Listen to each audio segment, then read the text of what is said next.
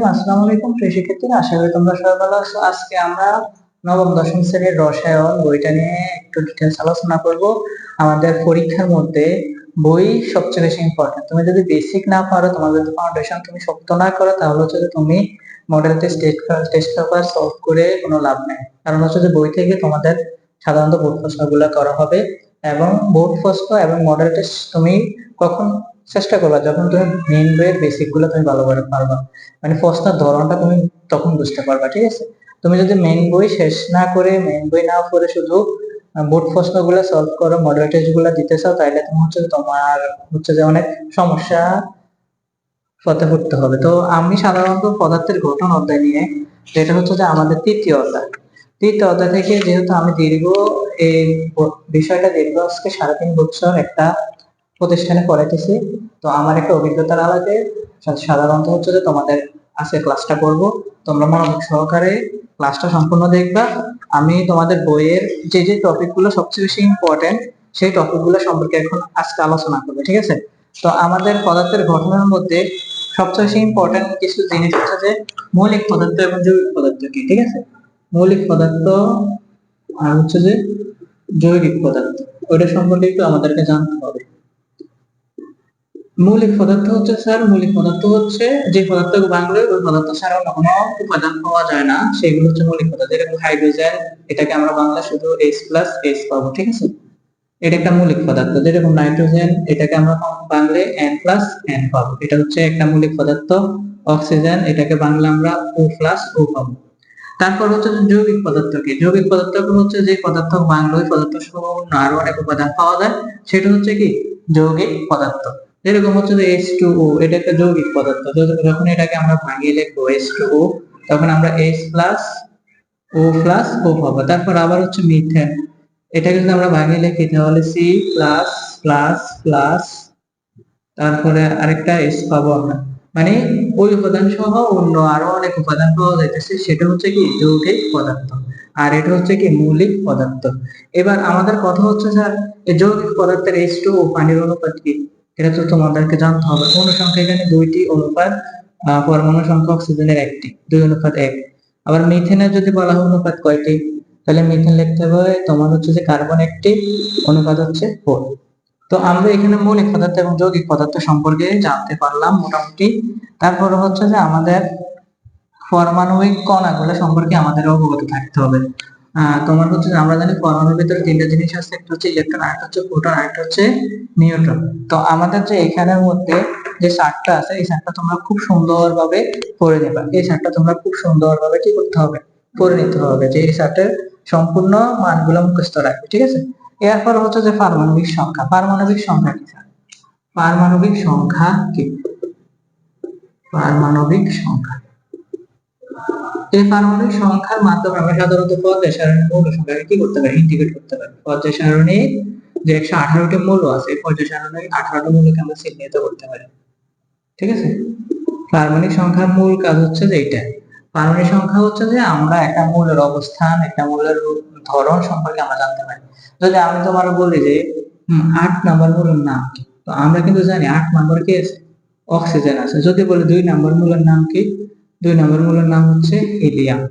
যদি আমি বলি তোমার হচ্ছে যে 16 নাম্বার মৌলের নাম কি, তাহলে আমরা জানি কি 16 নাম্বার হচ্ছে সালফার।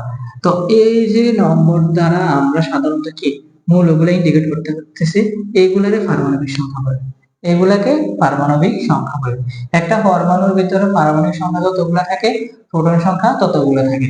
তাহলে অক্সিজেনের যদি পারমাণবিক সংখ্যা 8 হয়, তাহলে তার প্রোটন সংখ্যা 8, সবসময় মনে রাখবে তার প্রোটন সংখ্যা কত, 8। হিলিয়ামের পারমাণবিক সংখ্যা 2 হলে তার প্রোটন সংখ্যা 2। সালফারের পারমাণবিক সংখ্যা 16 হলে তার প্রোটন সংখ্যা 16। আরেকটা জিনিস হচ্ছে যে পরমাণুর ভিতরে, এই যে একটা পরমাণুর ভিতরে কি থাকে, নিউক্লিয়াস থাকে। পরমাণুর ভিতরে একটা নিউক্লিয়াস থাকে, নিউক্লিয়াসের ভিতরে প্রোটন থাকে আর হচ্ছে কি নিউট্রন থাকে। প্রোটন এবং নিউট্রন থাকে। এবার কথা হচ্ছে স্যার, প্রোটন যতটুকু সংখ্যা, এই একটা নিউক্লিয়াসের ভিতরে, পরমাণু নিউক্লিয়াসের ভিতরে যতগুলো প্রোটন থাকে, এর বাইরে ততগুলো ইলেকট্রন সংখ্যা থাকে। তাহলে আমরা বলতে পারি প্রোটন সংখ্যা সমান ইলেকট্রন সংখ্যা, প্রোটন সংখ্যা সমান ইলেকট্রন সংখ্যা। আশা করি শিক্ষার্থীরা পারমাণবিক সংখ্যা কি, পারমাণবিক সংখ্যা দ্বারা আমরা কি করতে পারি সে সম্পর্কে তোমাদের অবগত হয়েছে। এরপরে হচ্ছে যে আরেকটা ইম্পর্টেন্ট টপিক হচ্ছে বড় সংখ্যার সূত্র। তোমাদের পরীক্ষার মধ্যে এমসিকিউ তে থাকতে পারে, বা বড় সংখ্যার সূত্রটা তোমরা মনে রাখবে, ঠিক আছে। যেহেতু স্যারের দীর্ঘদিন এই বইটা পড়ানো হয়েছে, তো আমার মোটামুটি হচ্ছে যে এই বইয়ের সম্পূর্ণ টপিক ভালোভাবে মুখস্থ করা আছে, ঠিক আছে। তো বড় সংখ্যা তোমার হচ্ছে যে প্রোটন সংখ্যা প্লাস নিউটন সংখ্যা, প্রোটন সংখ্যা প্লাস নিউটন সংখ্যা খুব ইম্পর্টেন্ট। তো তোমাদের পরীক্ষার মধ্যে যদি আসে, তোমরা সাধারণত এই সূত্র ব্যবহার করে তোমরা সাধারণত এমসিকিউ বা তোমাদের গণিত যদি আসে তো তোমরা ওইভাবে দিতে পারবা। তো এখানে তোমার হচ্ছে যে ধরো লিথিয়াম, লিথিয়াম হচ্ছে 7 আর হচ্ছে 3।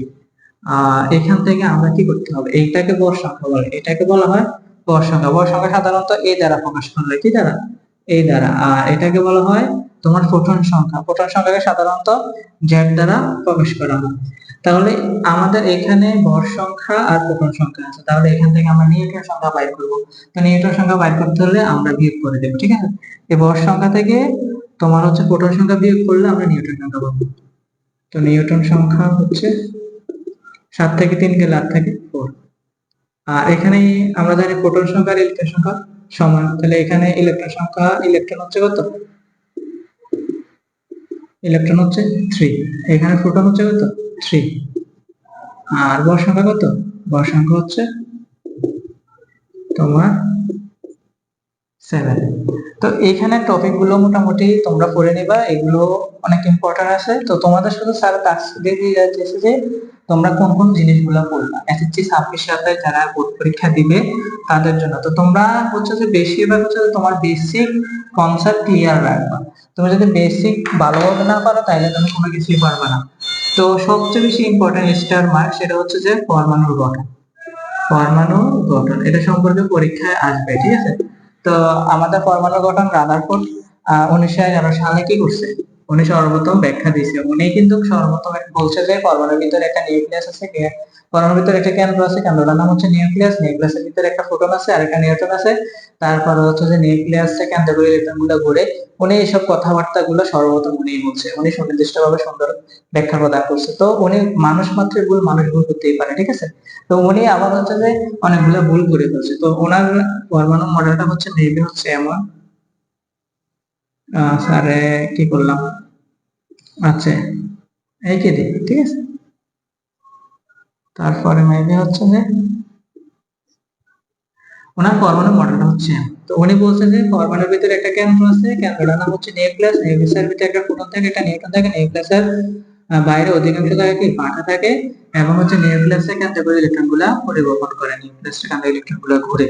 তো প্রোটন হচ্ছে ধনাত্মক, উনি বলছে প্রোটন হচ্ছে ধনাত্মক, আর এখানে যে ইলেকট্রন গুলো থাকবে এটা হচ্ছে ঋণাত্মক। ধনাত্মক এবং ঋণাত্মক থাকার কারণে তাদের ভিতরে একটা আকর্ষণ বল আছে, ওই আকর্ষণ বলের কারণে তারা ঘূর্ণায়মান, তারা ঘুরে।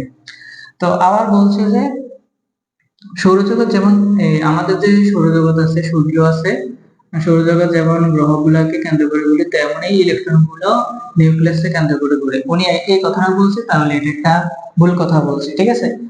তো এখানে ওটাকে সৌর মডেল কেন বলা হয়, ডালার পরে পরমাণুকে সৌরজগতের সাথে তুলনা করার কারণে এটাকে সৌর মডেল বলা হয়। কিন্তু রাদারফোর্ডে এই কথাটা ভুল বলেছে, কারণ হচ্ছে যে আল্লাহ তাআলা যে আমাদের মহাবিশ্ব তৈরি করেছে, মহাবিশ্বের মধ্যে গ্রহ গ্রহের কোনো আধার নাই, তারা আধান শূন্য, তাদের ভিতরে কোনো আধার নাই। কিন্তু এখানে কি ইলেকট্রন, প্রোটনের একটা আধান আছে, ইলেকট্রনের একটা আধান আছে। তো আধান থাকার কারণে একটা সময় হচ্ছে যে তারা ইলেকট্রন ঘুরতে ঘুরতে ঘুরতে ঘুরতে ঘুরতে তার ক্রমাগত শক্তি হারিয়ে এক সময় কি প্রোটন বা নিউক্লিয়াসের উপর পতিত হয় এবং পরমাণু বিলুপ্ত হয়ে যায়।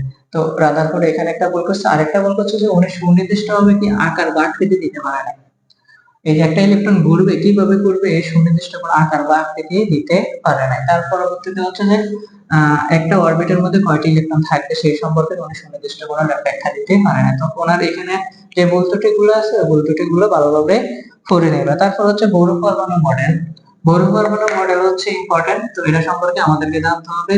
রাদারফোর্ডের পরে বড় পরমাণু সাধারণত হচ্ছে যে ইলেকট্রন গুলা নিউক্লিয়াসকে কেন্দ্র করে কিভাবে ঘুরবে সে সম্পর্কে সুন্দর ব্যাখ্যা দিয়েছে। তো উনি বলছে যে বড়, উনি বলছে যে নিউক্লিয়াসকে কেন্দ্র করে বৃত্তাকার মতো ইলেকট্রন গুলো ঘুরবে, এবং হচ্ছে যে প্রত্যেকটা বৃত্তাকার নাম দিয়ে দিয়েছে উনি। একটা নাম হচ্ছে অরবিট বা শক্তি স্তর বা অরবিটাল। তো নিউক্লিয়াস এখান থেকে ইলেকট্রন গুলো ঘুরবে এভাবে,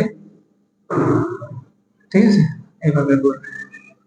তো এটার নাম দিছে কে শেল, এটার নাম এল শেল, এটার নাম এম শেল, এটার নাম হচ্ছে এন শেল।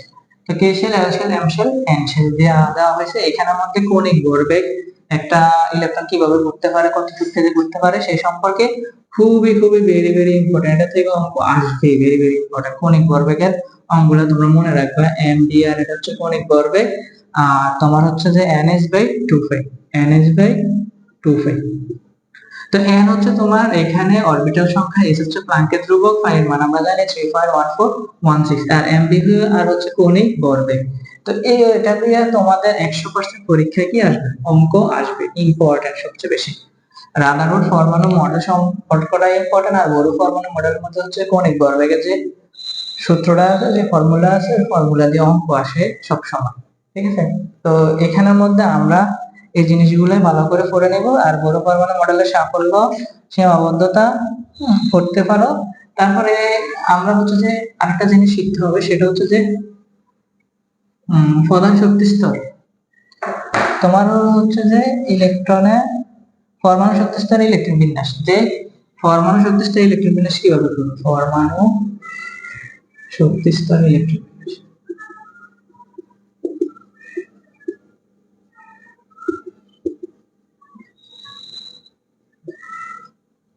ঠিক আছে, ইলেকট্রন বিন্যাস হচ্ছে 2n²। তো এইখানে K shell, L shell, M shell, N shell আছে। তো আমরা কি শেল হচ্ছে 1 number, sorry 1 number, 2 number, 3 number, 4 number. তাহলে কে শেলের জন্য 1 হলে, তো 1 1 1 2 1 2, এখানে দুইটি ইলেকট্রন থাকবে। তারপরে হচ্ছে যে 2 ইনটু 2 স্কয়ার, 2 নাম্বারের জন্য 2 দুগুণে 6, 4 দুগুণে 8, তাহলে এখানে 8টি থাকবে। তারপরটা হচ্ছে তোমার 2 ইনটু 3 স্কয়ার, 3 3 9, 9 দুগুণে 18টি থাকবে। তারপরটা হচ্ছে 2 ইনটু